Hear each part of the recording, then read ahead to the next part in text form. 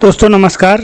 आज से हम ज्योग्राफी के प्रश्नों को हल करेंगे जो कि उत्तर प्रदेश आयोग द्वारा पूछे गए हैं। पिछले वर्षों के प्रीवियस क्वेश्चन उनकी एक सीरीज चलाएंगे। ये सीरीज जब तक कि पूरे ज्योग्राफी के प्रश्नों को हल नहीं कर रहे थे तब तक चलेगी। और आपके उत्तर प्रदेश लोक सेवा आयोग द्वारा पूछे गए जो प्रश्न हैं और भविष्य में जो प्रश्न आएंगे उसके लिए बहुत ही लाभदायक होंगे। तो इस सीरीज को जरूर देखें और अगर यह सीरीज आपको पसंद आती है तो लाइक, सब्सक्राइब और शेयर जरूर करें। तो चलिए शुरू करते हैं। सबसे पहला प्रश्न हम लेकर आते हैं। सबसे पहला प्रश्न है कि भारत के संदर्भ में निम्नलिखित कथनों में से कौन सा सही है। अब हम कथन देखते हैं। तो पहला कथन है कि भारत विश्व का छठा सबसे बड़ा देश है। यही हमें ध्यान जाना चाहिए कि छठा नहीं, भारत विश्व का 7वां सबसे बड़ा देश है। तो यह कथन हो जाएगा गलत। संसार का लगभग 2.4% क्षेत्र भारत के अंतर्गत आता है। यह कथन सही है। भारत के अंतर्गत 2.4% क्षेत्र ही आता है। तीसरा कथन है कर्क रेखा भारत के बीचों बीच से गुजरती है जो कि अक्षांशीय विस्तार को 2 बराबर भागों में काटती है। बिल्कुल सही कथन है। कर्क रेखा जो कि 23.5 डिग्री नॉर्थ को दिखाती है वह भारत के लगभग बीचों बीच से होकर गुजरती है और यह भारत के लगभग 8 राज्यों से होकर गुजरती है। उन 8 राज्यों में गुजरात, राजस्थान, मध्य प्रदेश, छत्तीसगढ़, झारखंड, पश्चिम बंगाल और त्रिपुरा और मिजोरम है। तो इस तरीके से ये बीचों बीच से गुजरती है, इसलिए यह कथन भी सही हो जाता है। और चौथा कथन है भारत पूरी तरीके से उष्णकटिबंधीय क्षेत्र में है। उष्णकटिबंध उस क्षेत्र को कहते हैं, जनरली हम मान लेते हैं कि उष्णकटिबंध 23.5 डिग्री नॉर्थ और 23.5 डिग्री साउथ के बीच का जो हिस्सा होता है वो उष्णकटिबंधीय होता है और 23.5 से ऊपर 66.5 तक का जो एरिया होता है उसे हम कहते हैं शीतोष्णकटिबंधीय। तो भारत, अभी हमने जैसे कि पढ़ा कि भारत के बीचों बीच जो है कर्क रेखा गुजरती है, यानी 23.5 डिग्री भारत के बीचों बीच से गुजरती है। इसका मतलब है कि भारत के ऊपर भारत का विस्तार 37 डिग्री के करीब है लगभग। तो 23 से 37 डिग्री का जो एरिया है वो शीतोष्णकटिबंधीय के भाग में आता है। तो इस तरीके से यह कथन पूरी तरीके से गलत हो जाएगा कि भारत जो है उष्णकटिबंध में आता है। यह कथन गलत हो जाएगा। तो इस तरह से सही क्या हुआ? सही हुआ भारत, दूसरा कथन सही हुआ और तीसरा कथन सही हुआ। तो इस तरीके से हम ऑप्शन में जाएंगे तो दूसरा और तीसरा ए ऑप्शन सही हुआ, सी। हम दूसरे प्रश्न पे चलते हैं। तो कौन सा कथन सही है ये पूछा हुआ है। पहला है भारत विश्व का 5वां बड़ा देश है जो कि सीधे से गलत है, आपको पता ही है। लगभग 2.4% क्षेत्र भारत अधिग्रहित करता है, यह सही है। अभी अगले प्रश्न में, पिछले प्रश्न में आया था कि भारत उष्णकटिबंध में स्थित है, यह गलत हो जाएगा। तो यह हो जाएगा गलत। दूसरा सही है, पहला भी गलत। और चौथा 82.5 डिग्री जो पूर्वी देशांतर है उसको भारतीय मानक समय निर्धारित करने के लिए माना गया है। तो 82.5 डिग्री पूर्वी देशांतर को यह माना गया है कि यहीं से हमारी समय निर्धारित होता है जो कि इलाहाबाद के नैनी से होकर गुजरता है। तो इस तरीके से इसमें दूसरा और चौथा कथन सही है और दूसरा और चौथा यहाँ पर है, डी ऑप्शन में। अब तीसरे प्रश्न पर चलते हैं। तो तीसरा प्रश्न है कि भारत के लिए निम्नलिखित कथनों में से कौन सा असत्य है। हमें असत्य कथन छांटना है। विश्व का 7वां बड़ा देश है भारत, सही है। जनसंख्या की दृष्टि से दूसरा सबसे बड़ा राष्ट्र है, जो कि जब प्रश्न पूछा गया होगा तब यह प्रश्न तब भारत द्वितीय स्थान पर था, तो यह भी सही हो जाएगा। फिलहाल भारत पहले स्थान पे है, ये आपको पता ही है। और भूमि सीमा का विस्तार अगर देखें तो भारत 15,200 किलोमीटर क्षेत्रफल 15,200 किलोमीटर में आता है, यह भी सही है। और डी ऑप्शन में लिखा हुआ है कि सूर्योदय सबसे पहले मिजोरम राज्य में पड़ता है। तो सूर्योदय वहीं सबसे पहले होगा जो सबसे ईस्ट में होगा, और सबसे ईस्ट में है भारत का अरुणाचल प्रदेश राज्य, इसलिए यह कथन गलत हो जाएगा। भारत के मिजोरम नहीं, अरुणाचल प्रदेश राज्य में क्या होगा, सबसे पहले सूर्योदय होगा, इसलिए ऑप्शन डी सही होगा तीसरे का। चौथा प्रश्न है कर्क रेखा निम्नलिखित में से किन राज्यों से होकर गुजरती है। तो मैंने बताया कि कर्क रेखा जो है भारत के कितने राज्यों से गुजरती है, 8 राज्यों से होकर गुजरती है। और ये 8 राज्य हैं गुजरात, राजस्थान, मध्य प्रदेश, छत्तीसगढ़, झारखंड, पश्चिम बंगाल, त्रिपुरा और मिजोरम। तो इसमें उत्तर प्रदेश का जिक्र किया हुआ है। उत्तर प्रदेश से कर्क रेखा नहीं गुजरती है, बाकी इन तीनों से गुजरती है, इस वजह से ये तीनों सही हो जाएंगे। तो ऑप्शन ए सही हो जाएगा। अब चलते हैं अगले प्रश्न पर। निम्नलिखित में से कौन सा भारतीय राज्य कर्क रेखा के उत्तर में स्थित है? कर्क रेखा में कौन कौन से राज्य स्थित हैं ये मैंने बता दिया है। तो झारखंड, कर्क रेखा झारखंड से होके जाती है, मिजोरम से होके जाती है, त्रिपुरा से होके जाती है, बचा क्या?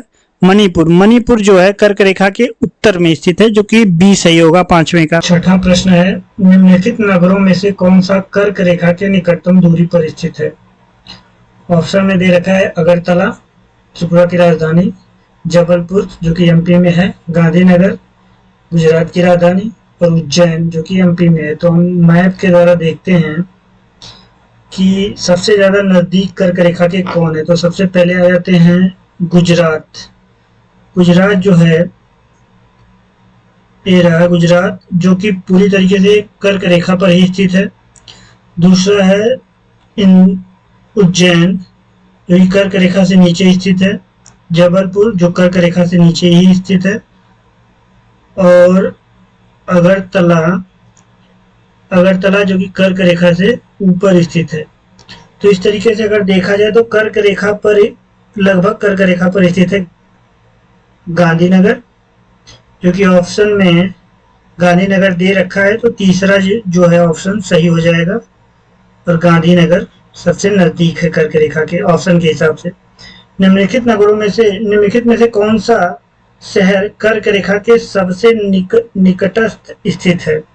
ऑप्शन में दे रखा है जबलपुर, अहमदाबाद, उज्जैन और वाराणसी। मैप में ही देख लेते हैं। वाराणसी उत्तर प्रदेश में है, जो कि बहुत ही दूर स्थित है। जबलपुर जो कि वहीं नजदीक में ही है कर्क रेखा के। तीसरा विकल्प दे रखा है अहमदाबाद और उज्जैन। उज्जैन भी नजदीक है, ये रहा उज्जैन। जबलपुर से नजदीक उज्जैन है और अहमदाबाद जो कि गुजरात में स्थित है, ये रहा। तो अहमदाबाद भी कर्क रेखा से काफी दूर है, सबसे नजदीक हो जाएगा यहाँ पे उज्जैन। उज्जैन जो है कर्क रेखा से सबसे नजदीक हो जाएगा ऑप्शन के हिसाब से, इसमें हो जाएगा सी। आठवां प्रश्न है, निम्नलिखित भारत की नदियों में से कौन सा कर्क रेखा को 2 बार पार करती है? कर्क रेखा को 2 बार पार करने वाली एक नदी है माही, मध्य प्रदेश से निकलती है और यह राजस्थान में जाती है और फिर गुजरात में वापस आती है और खंभात की खाड़ी में गिर जाती है। तो इस तरीके से यह मध्य प्रदेश से निकलते ही कर्क रेखा को काटती है और राजस्थान में जाती है। राजस्थान में थोड़े से हिस्से में बहने के बाद फिर गुजरात में आती है और कर्क रेखा को फिर से काटती है और खंभात की खाड़ी में आके गिर जाती है। तो माही नदी जो होगी ये कर्क रेखा को 2 बार काटती है। 9वां प्रश्न है, जब भारतीय मानक समय पर यमोत्तर पर अर्धरात्रि है तो सुबह के 6 बजे एक स्थान पे सुबह के 6 बज रहे हैं और उस स्थान की स्थिति क्या होगी? तो उस स्थान की स्थिति लॉन्गिट्यूड की स्थिति होगी 172 डिग्री 30 मिनट ईस्ट।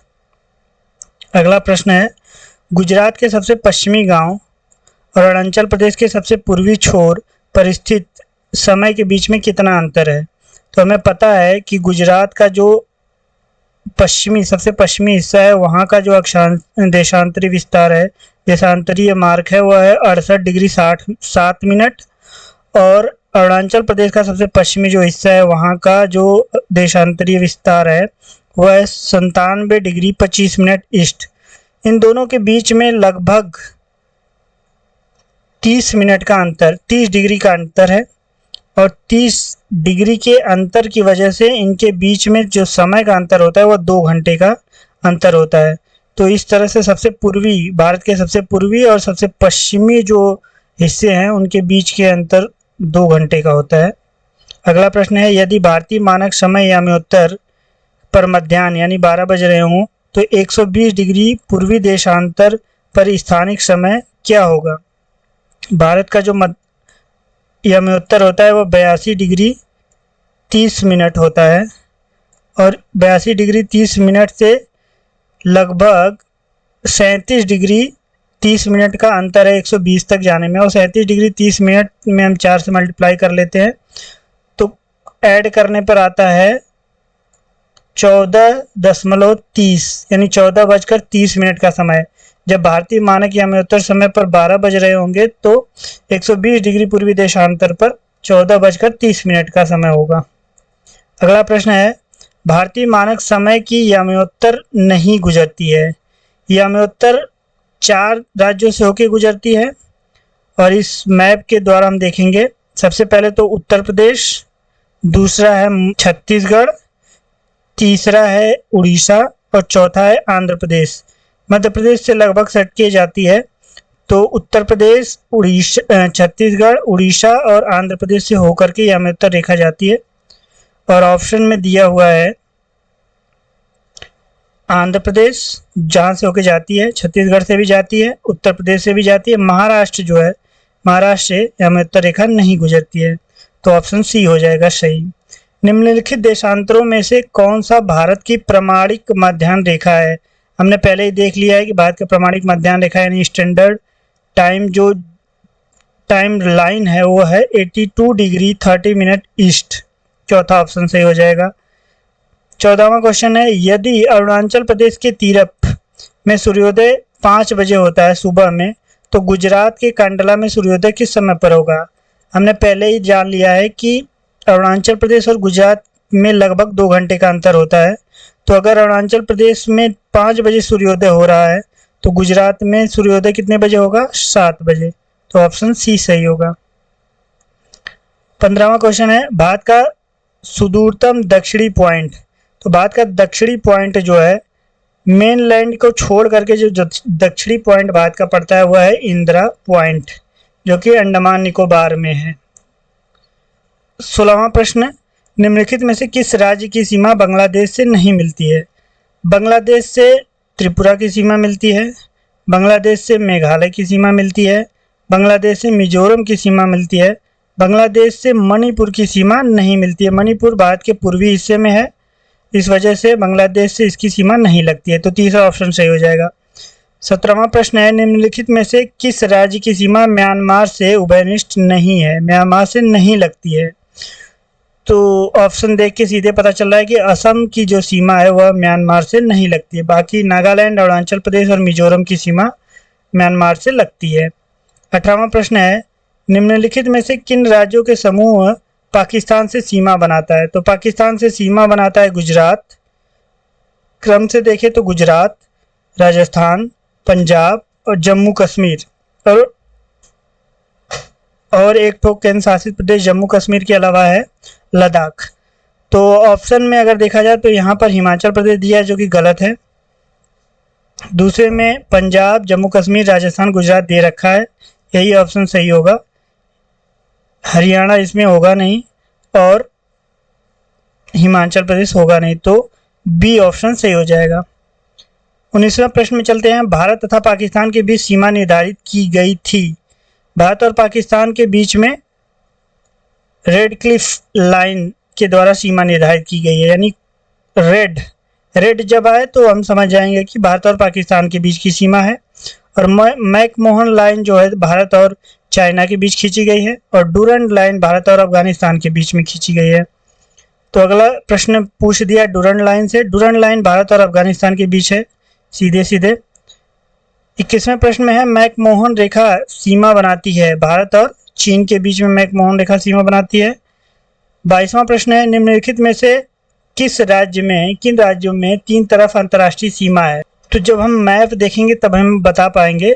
तो त्रिपुरा वैसे जो है 3 तरफ से बांग्लादेश से घिरा हुआ है, नागालैंड एक तरफ से म्यांमार से घिरा है, असम एक तरफ से बांग्लादेश से घिरा हुआ है, और पश्चिम बंगाल एक तरफ से ही बांग्लादेश से लगता है, पर त्रिपुरा 3 तरफ से बांग्लादेश से लगता है, इसलिए 22वें का ऑप्शन सी हो जाएगा। 23वां प्रश्न, भारत से उपबंध पूरा चुंबकीय परिमाणों के संकेत मिलते हैं कि भूतकाल में भारतीय स्थल पिंड सरका। तो हमको पता है कि सबसे पहले सभी स्थल खंड जो हैं एक साथ थे, फिर क्रिटेशियस काल में गोंडवाना लैंड का विभाजन हुआ और गोंडवाना लैंड से जो है भारतीय उपमहाद्वीप अलग हुआ और उत्तर की ओर सरक के आया। तो इसका ऑप्शन हो जाएगा ए, उत्तर की ओर।